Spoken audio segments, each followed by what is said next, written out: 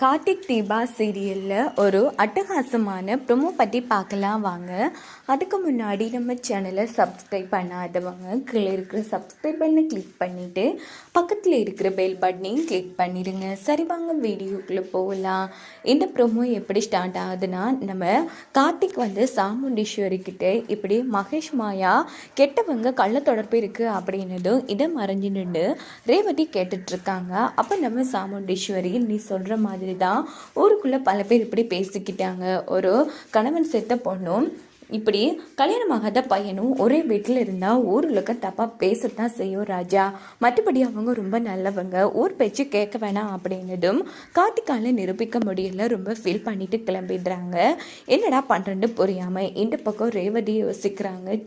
அந்த மாயா சொன்ன மாதிரி இந்த ராஜா ரொம்ப கெட்டவன், எதுக்காக இப்படி அம்மா மனசை மாற்றி இந்த கல்யாணத்தை நிறுத்தணும்னு யோசிக்கிறானே புரியலையே அப்படின்னு ரேவதி அந்த இடத்துல ரொம்ப ஃபீல் பண்ண ஆரம்பிக்கிறாங்க. ஸோ அதுக்கப்புறமா பார்த்தோன்னா எப்படியோ நம்ம கார்த்திக் ரேவதி காலத்தில் தாலி கட்டுற சீனெல்லாம் நாம் எல்லாருமே பார்த்துட்டோம். ஸோ அதுக்கப்புறமா என்ன மாதிரி இந்த கதைக்களத்தை கொண்டு போவாங்கன்னு ஒரு குட்டி ப்ரிடிக்ஷன் பற்றி பார்க்கலாம் வாங்க.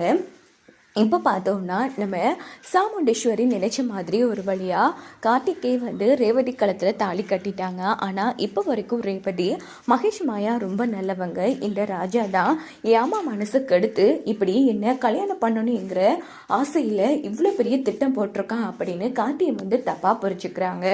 இன்னொரு பக்கம் நம்ம சிவனாண்டிக்கிட்டேயும் பாட்டிக்கிட்டேயும் சாமுண்டீஸ்வரி ரொம்ப சந்தோஷமாக பேசுவாங்க.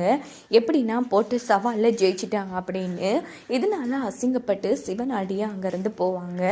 இந்த பக்கம் நம்ம பாட்டி உண்மையை சொல்ல மாட்டாங்க, ஏன்னா ரெண்டு குடும்பமும் ஒன்று சேரணும். ஸோ அதனால கண்டிப்பாக இப்போதைக்கு பாட்டியும் உண்மையை சொல்லாமல் பரவாயில்ல சாமுண்டீஸ்வரி நீ போட்ட திட்டத்துலேயும் சவாலையும் ஜெயிச்சிட்டு அப்படின்னுட்டு அவங்களும் அங்கேருந்து கிளம்புவாங்க. அதுக்கப்புறமா பார்த்தோம்னா நம்ம கார்த்திக் சாமுண்டீஸ்வரி வீட்டோட மாப்பிள்ளையா போவாங்க. ஸோ அங்கே பார்த்தோம்னா ரெண்டு பேருக்கும் ஆரத்தியெல்லாம் அடுத்து உள்ளே அழைச்சிட்டு வருவாங்க. இந்த பக்கம் பார்த்தோம்னா ரேவதி செம உச்சக்கட்ட கோபத்தில் இருப்பாங்க.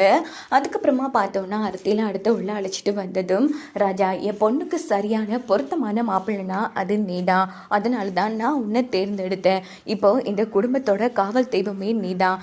இனி எந்த பிரச்சனையும் வராமல் என் பொண்ணை நல்லபடியாக பார்த்துக்க வேண்டியது உன்னோட கடமையும் பொறுப்பும் கூட அப்படின்னதும், கண்டிப்பாக மேடம் என்ன மீறி இந்த வீட்டுக்கும் சரி இந்த வீட்டை சார்ந்தவங்களுக்கு சரி யாருக்கும் எந்த பிரச்சனையும் வராது அப்படின்னதும் சாமுண்டீஸ்வரி ரொம்ப சந்தோஷப்படுறாங்க. இந்த பக்கம் பார்த்தோம்னா நம்ம ரேவதி செம காண்டில் உள்ளே போனதும், இங்கே பாரு ராஜா ஆரம்பத்தில் மகேஷ் மேலே ஆசையாக இருந்தா ரேவதி. ஸோ அதனால தான் அவள் இப்படி இவ்வளோ கோபத்தோடு இருந்துட்டுருக்கா. கொஞ்ச நாள் போனதும் அவளாவே தனது மனசு மாறி கண்டிப்பாக அவனோட நல்லபடியாக பேசுவா. அது வரைக்கும் நீ தான் கொஞ்சம் பொறுத்து போகணும் அப்படிங்கிறதும், இதில் என்ன இருக்குது மேடம், எனக்கு அவங்கள பற்றி தெரியும் தானே, நான் பார்த்துக்கிறேன், நீங்கள் இதை பற்றி யோசிக்க வேணாம் அப்படின்னதும் சாமுண்டீஸ்வரி ரொம்ப சந்தோஷப்படுறாங்க. அதுக்கப்புறமா பார்த்தோன்னா சரி சிலம்பம் அப்படின்னுட்டு மயிலும் ராஜராஜனும் கார்த்தியை கூட்டிகிட்டு போகிறாங்க. இந்த பக்கம் சந்திரா உச்சக்கட்ட கோபத்தில் இருக்காங்க. அக்கா உண்மையிலேயே சொல்ல போனால் இவன் யார் என்ன இதுன்னே தெரியாமல் எதுக்குக்கா இப்படி அவசரப்பட்டேன். இங்கே பாரு சந்திரா, நீ ஆரம்பத்தில் ராஜாவை பற்றி தப்பாக பேசினா, ஆனால் அந்த டைம் அவன் ஒரு 3வது மனுஷன், இப்போ நம்ம வீட்டோட மாப்பிள்ளை, அதனால இனி ராஜாவை பற்றி நீ ஒரு வார்த்தை கூட தப்பாக பேசக்கூடாது. ஏன்னா இப்போ அவன் இந்த வீட்டோட மாப்பிள்ளை, ஞாபகம் வச்சுக்கோ அப்படின்னதும் உடனே சந்திரா அடங்கி போயிடுறாங்க.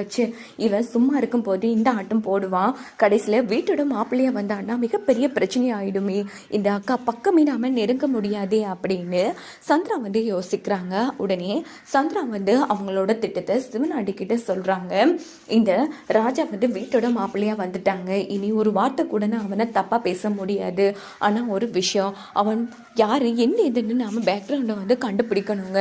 அது மட்டும்தான் இந்த ராஜாவை வீட்டை விட்டு துரத்துறதுக்குரிய ஆதாரம் அப்படின்னது. ஆமா சந்திரா, அதுக்கான முயற்சியை தான் நான் பண்ணிட்டு இருக்கேன். ஆமா அந்த ரேவதிக்கு அந்த ராஜா மேல விருப்பமா அப்படின்னு சிவனாண்டி கேட்கும்போது உடனே சந்திரா, இல்லைங்க இப்ப கூட அவன் மேல கோவமா தான் இருக்கா. இங்க பாரு, அவங்க ரெண்டு பேரும் சேர்ந்து வாழவே கூடாது, சேர்ந்து வாழ்ந்துட்டாங்க அவ்வளோதான், நம்மளால பிரிக்கவே முடியாது. அதனால ராஜா மேல இருக்கிற கோபம் அப்படியே ரேவதிக்கு இருந்தே ஆகணும்.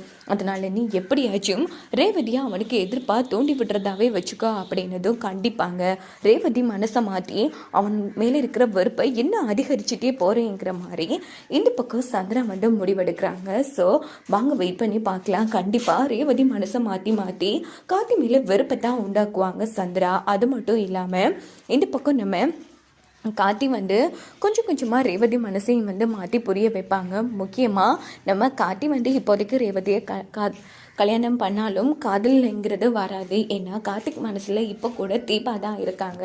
ஸோ கொஞ்சம் காலம் போனதும் நம்ம கார்த்தியோட கல்யாண விஷயம்லாம் ரேவதிக்கு தெரிய வந்து கார்த்தி மேலே இருக்கிற மரியாதை வந்து கண்டிப்பாக காலப்போக்கில் காதலாக மாறும். ஸோ அதுக்கப்புறம் பார்த்தா 2 பேரும் சேர்ந்தும் வாழுவாங்க.